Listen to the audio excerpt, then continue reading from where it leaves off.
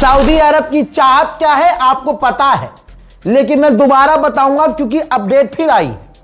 Saudi अरब की चाहत यह है, अमेरिका पर दबाव यह है कि ईरान से डील मत करो, बल्कि ईरान को मिटाओ, ईरान पर हमला करो, ईरान को नुकसान पहुंचाओ।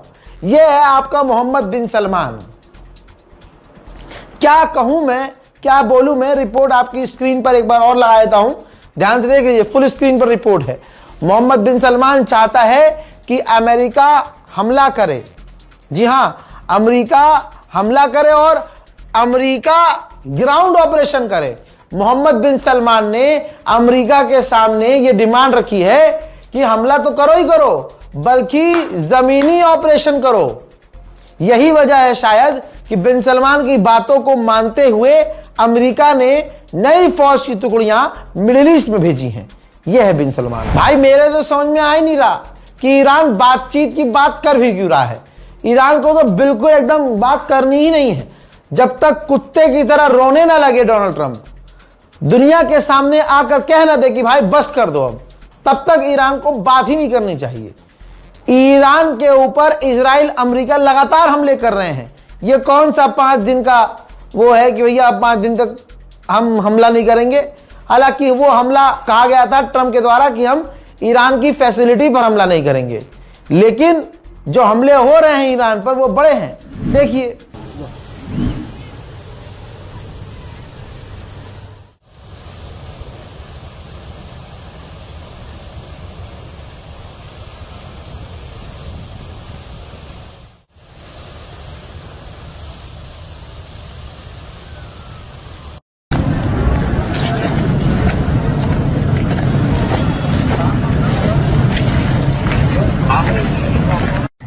اینجا محل کسب و کار مردم، محل معیشت مردم. این همه ماهی، این همه مرغ.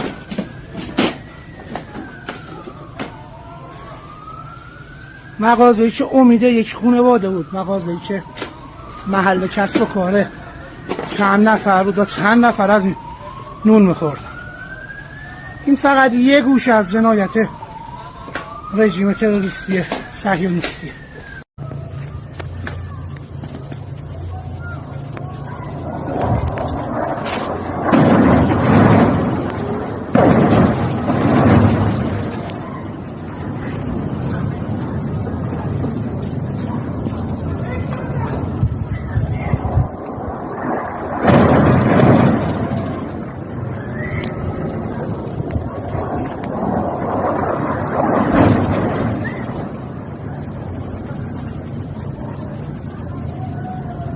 सिर्फ इतना ही नहीं, आईआरजीसी की एक डिफेंस बिल्डिंग को अमेरिका और इजराइल ने डिस्ट्रॉय कर दिया। देखिए,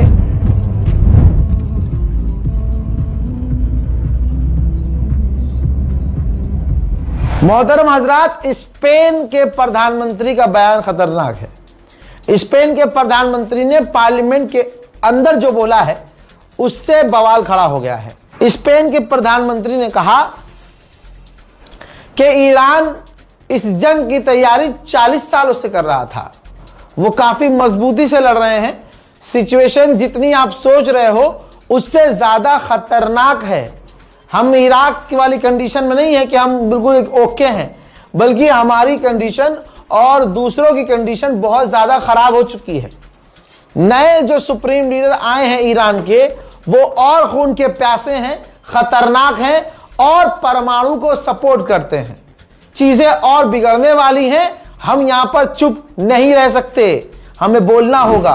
उधर पाकिस्तान ने क्लेम किया है कि अगले 48 घंटे के अंदर दोनों के बीच कुछ न कुछ बात होने वाली है, लेकिन ईरान के जो एम्बेसडर पाकिस्तान में हैं वो पहले ही कह चुके हैं कि डायरेक्ट कोई बातचीत नहीं हो रही है। वहीं तुर्की, पाकिस्तान, इजिप्ट ही, ये तीनों देश ही ऐसे देश हैं जो ईरान और अमेरिका पर दबाव, खासकर ईरान पर दबाव बनवा रहे हैं कि भैया बैठकर आमने सामने बात कर लो और इस जंग को खत्म कर दो। दोस्तों, इजराइल के डिफेंस मिनिस्टर ने कहा कि अब तक हम ईरान पर 15,000 बम गिरा चुके हैं, 12 डेज वॉर से 4 गुना ज्यादा। तो अब समझिए कि जब इजराइल और अमेरिका ऐसे बयान दे रहे हैं तो ईरान को बात ही नहीं करनी चाहिए। ईरान के पास अनलिमिटेड मिसाइल हैं, अनलिमिटेड ड्रोन है, ताकता रहना चाहिए, एकदम दबादब मारे जाओ। हजरात, पालतू कुत्ते ने, जो अमेरिका का पालतू कुत्ता है और सऊदी अरब का पालतू कुत्ता है शहबाज शरीफ, उसने मोहम्मद बिन सलमान अपने आकाए करीम को फोन किया और तमाम जानकारियां दे दी कि क्या क्या बात चल रही है। यानी जासूस साला ये खुद है हरामी। भाई किसका पालतू है? बिन सलमान का और अमेरिका का। बिन सलमान कह रहा है कि अटैक करो, ईरान पर कब्जा करो, उसके घर पर जमीनी कब्जा कर लो। और बिन सलमान चाहता है कि ये जंग बढ़े। बिन सलमान चाहता है कि ईरान टुकड़े टुकड़े हो जाए, जैसा इजराइल चाहता है। और अगर कोई बीच में संबंध ठीक भी करवाना चाह रहा है, रिश्ते ठीक करवाना चाह रहा है, सीज फायर करवाना चाह रहा है, कि तमाम जानकारियां पाकिस्तान का शहबाज शरीफ खुद ही मोहम्मद बिन सलमान को फोन पे दे रहा है। हजरात, आप सोचिए, अमेरिका इजराइल जो शोर मचा रहे हैं कि हम जीते हैं, दुनिया की हर रिपोर्ट कह रही है कि वो हारे हैं। एक रिपोर्ट ये है, अब तक भाई उसने 11,000 बम गिराए हैं 16 दिन के अंदर, अमेरिका ने। और इतनी तेजी से गिराए हैं कि जितनी तेजी से वो इतने बम बना नहीं सकता। ईरान रुका थोड़ी है। ईरान की जो मिसाइलें गिर रही हैं, उनकी वीडियोस को ब्लॉक कर रहा है इजराइल। सबूत आ नहीं रहे, मिसाइलें जा रही हैं, तस्वीरें नहीं आ रही हैं। जो तस्वीरें आ रही हैं इजराइल के अप्रूवल के बाद आ रही हैं। अब सोचिए, इजराइल ने खुद कहा है कि पिछले 24 घंटे में 200 इजरायली घायल हुए हैं। तो 200 अगर वो एक्सेप्ट कर रहा है तो सोचिए कितने घायल हुए होंगे। हजार 14 साल के एक इजरायली लड़के को इजराइल की पुलिस ने गिरफ्तार किया। 14 साल का लड़का। इल्जाम यह है कि वो ईरान के लिए जासूसी कर रहा था और यह भी सबूत मिले हैं कि ईरान ने उसे पैसे भी दिए थे। अब ईरान और अमेरिका की बातचीत अगर हो भी रही है या होने वाली है तो कतर के पेट में गुड़गुड़ हो गई है। कतर ने कहा कि यह बड़ी गलत बात है, गल्फ स्टेट को किनारे नहीं करना चाहिए, ये जो पीस टॉक हो रही है इसमें हमें भी शामिल करो। इस वक्त मूसाद और नेतन्याहू के बीच एकदम ऐसी कट्टर वाली लड़ाई हो रही है, क्योंकि मूसाद ने नेतन्याहू से वादा किया था, प्रॉमिस किया था कि आप हमला अमेरिका से करवाओ, बाकी का काम हम देख लेंगे, रिजीम हम गिरवा देंगे 2 दिन के अंदर। ऐसा कुछ हुआ ही नहीं, बल्कि जो मकसद था रिजीम चेंज करने का वो रिजीम चेंज हुई ही नहीं। तो अब अमेरिका भी पिटा, इजराइल भी पिटा और अरब भी पिटा। अब नेतन्याहू 48 घंटे से बहस कर रहे हैं मूसाद से। हर बार जब भी उनकी मुलाकात हो रही है, मीटिंग हो रही है, तो मूसाद पर भड़क रहा है नेतन्याहू। इतने लंबे समय के बाद इजिप्ट ने बयान दिया और कहा गल्फ स्टेट पर जो ईरान ने हमले किए हैं हम उसकी निंदा करते हैं। बस इन तमाम चीजों को मैं सुनकर ईरान से यही कह रहा हूं, भाई बातचीत मत कीजिए, आप पीटे जाइए इन्हें, और तब तक पीटिए जब तक ये सारे खुद न कहें कि भैया माफ कर दो।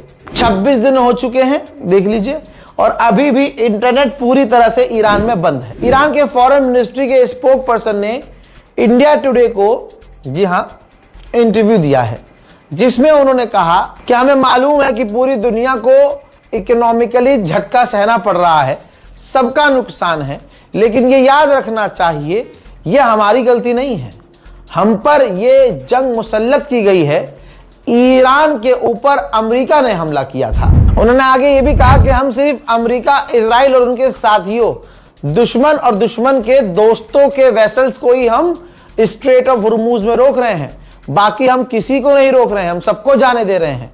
बाकी जो हरकतें अमेरिका और इजराइल ने, खासकर अमेरिका ने की हैं, हम उस पर भरोसा बिल्कुल नहीं कर सकते, बल्कि कोई उस पर भरोसा नहीं कर सकता। हज़ार पाकिस्तान ने अमेरिका के वो 15 पॉइंट की डिमांड जो है आधिकारिक तौर पर ईरान को सौंप दी है। अब देखना यह है कि उनमें से ईरान कौन कौन सी शर्तों को मानता है। यूएन के अंदर तमाम अरबों ने रोते हुए यूएन से शिकायत की है कि ईरान ने जो हम पर हमला किया है, ईरान आज के बाद से हमारे लिए बहुत बड़ा खतरा बन चुका है। IEA, इंटरनेशनल एनर्जी एजेंसी, ने कहा है कि जरूरत पड़ने पर, दुनिया में अगर लगेगा हमें जरूरत है, तो तो हम अपने ऑयल के और भी रिजर्व खोल सकते हैं। उधर डोनाल्ड ट्रंप का ग्राफ, डोनाल्ड ट्रंप की अप्रूवल, उसकी मान्यता अमेरिका में गिर गई है। अब डोनाल्ड ट्रंप की बात पर अमेरिका के लोग भी भरोसा नहीं कर रहे हैं। हजरात मोहतरम, इस रिपोर्ट को शेयर कीजिएगा, जल्दी जल्दी चैनल को सब्सक्राइब कीजिए, वीडियो को शेयर कीजिए। जय हिंद।